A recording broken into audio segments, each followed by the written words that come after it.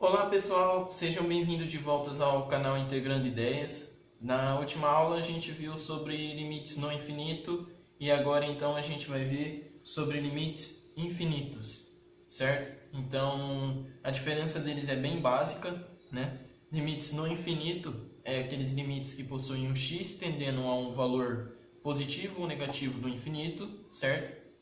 Já o limite infinito é aquele limite que tem como resultado ou mais ou menos infinito. Mas essa é uma definição bem simples, então vamos ver alguns exemplos, resolver alguns exercícios e entender melhor. Vamos lá?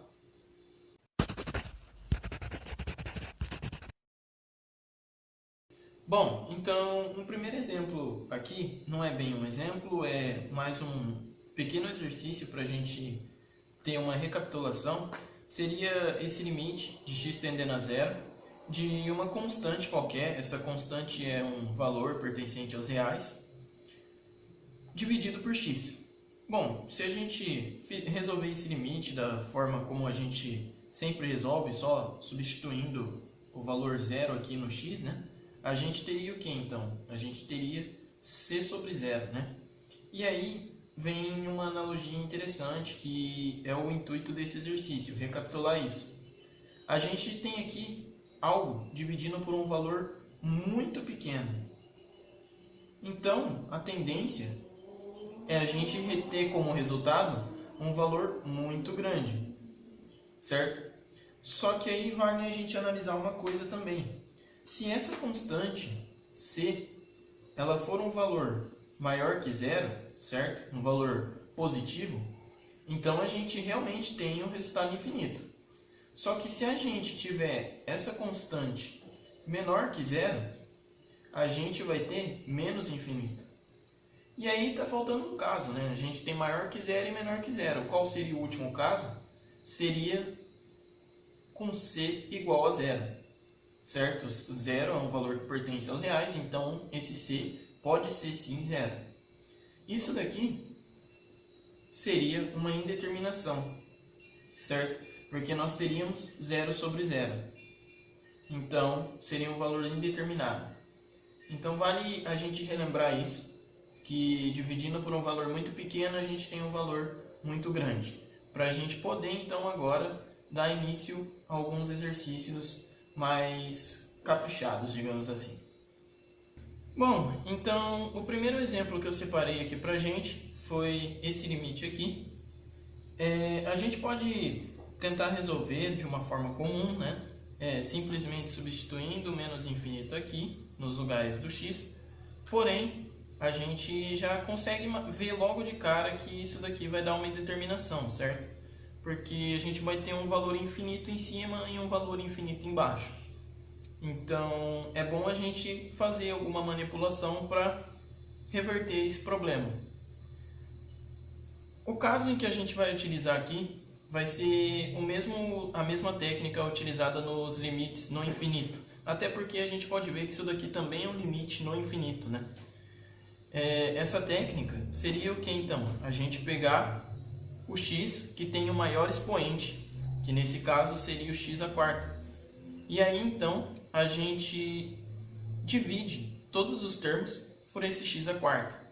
Ficaria 2x à quarta sobre x à quarta mais x sobre x à quarta menos 1 sobre x à quarta. Isso na parte de cima da fração. Vamos para a parte de baixo agora.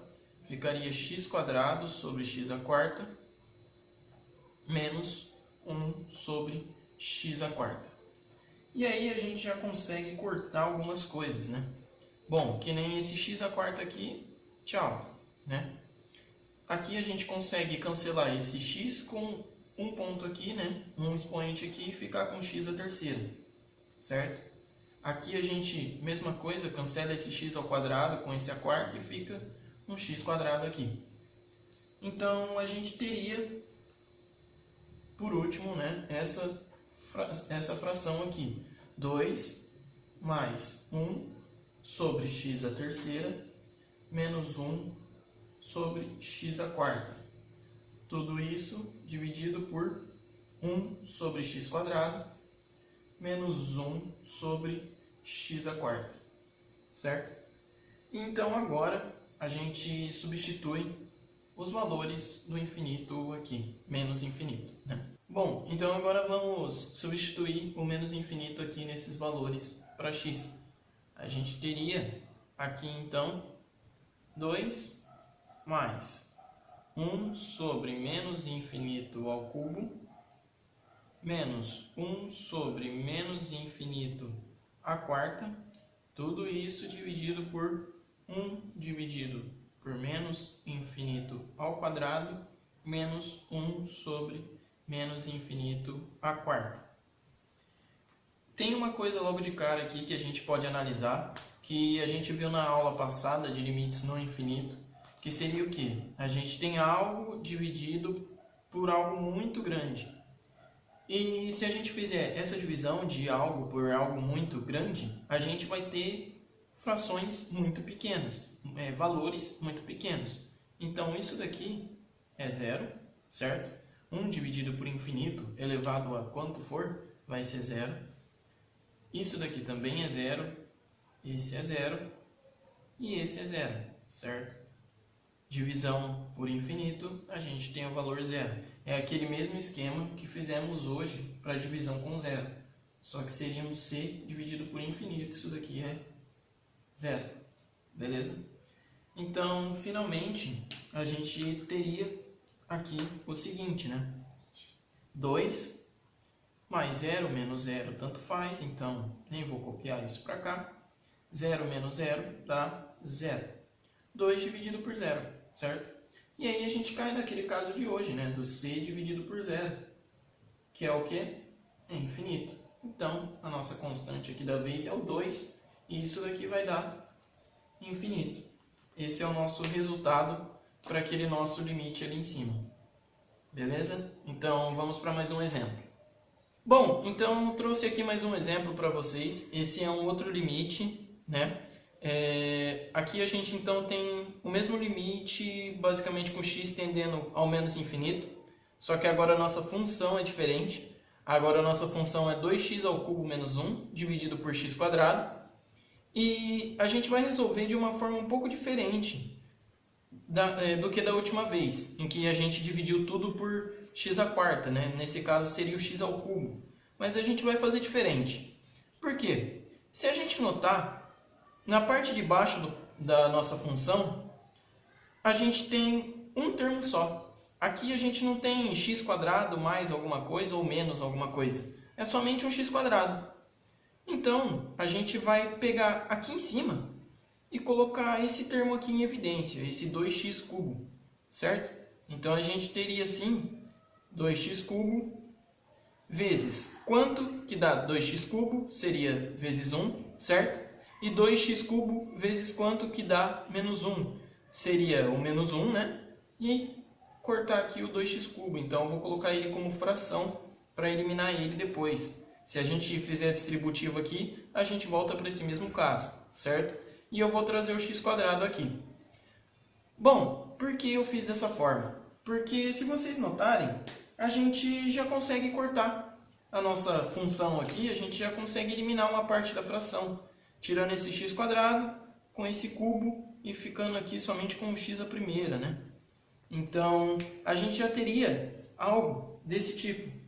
O limite de x tendendo a menos infinito de 2x vezes 1 menos 1 sobre 2x ao cubo.